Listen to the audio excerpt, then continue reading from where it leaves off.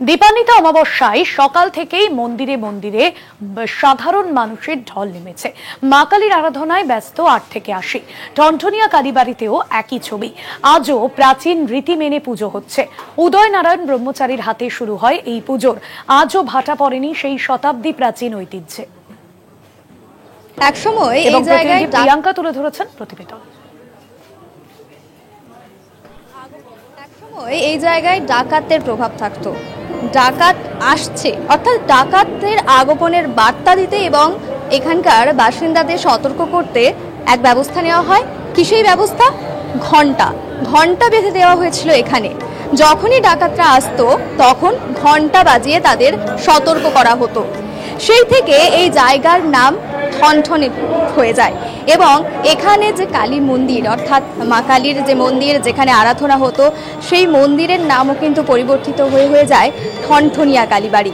শতাব্দী প্রাচীন এই মন্দির এবং সেই প্রাচীন রীতি অর্থাৎ কয়েকশো বছর আগে যে রীতি মেনে এখানে পুজো পাঠ করতেন পুরোহিতরা, সেই রীতি মেনে আজও কিন্তু এই মন্দিরে হয় মা কালীর আরাধনা, মা সিদ্ধেশ্বরীর আরাধনা হয়ে থাকে। এবং এই বছর দীপান্বিতা অমাবস্যা এবং এই মুহূর্তে আমরা দাঁড়িয়ে রয়েছি সেই ঠনঠনিয়া কালীবাড়িতে। ইতিমধ্যেই ভক্ত সমাগমও শুরু হয়েছে। যদিও রাত ৯টার পরে পুজো শুরু হবে, কিন্তু দিনের বেলাও কিন্তু ভক্তরা আসছেন মায়ের কাছে, পুজো দিচ্ছেন, জানাচ্ছেন তাদের মনস্কামনা। এবং এই মন্দির সম্পর্কিত বিষয়ে আমরা জানবো, কথা বলবো এখানকার ট্রাস্টি মেম্বার অঞ্জন ঘোষের সঙ্গে।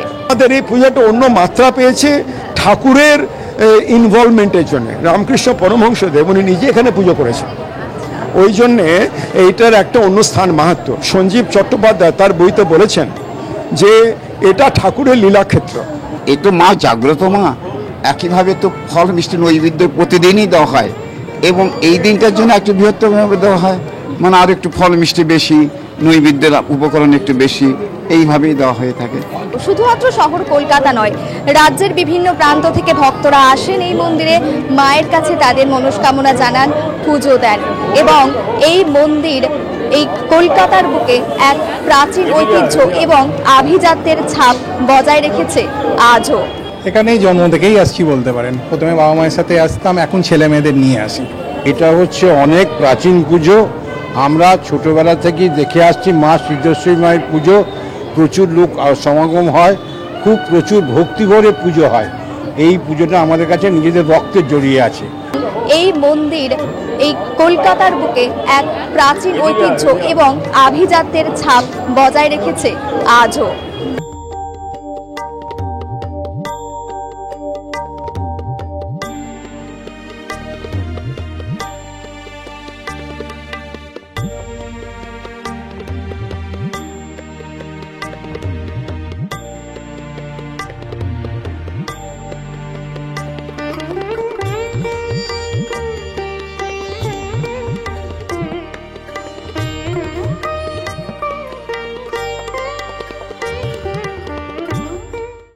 ক্যামেরায় মনোজ মুখার্জির সঙ্গে প্রিয়াঙ্কা মাইতি, কলকাতা টিভি।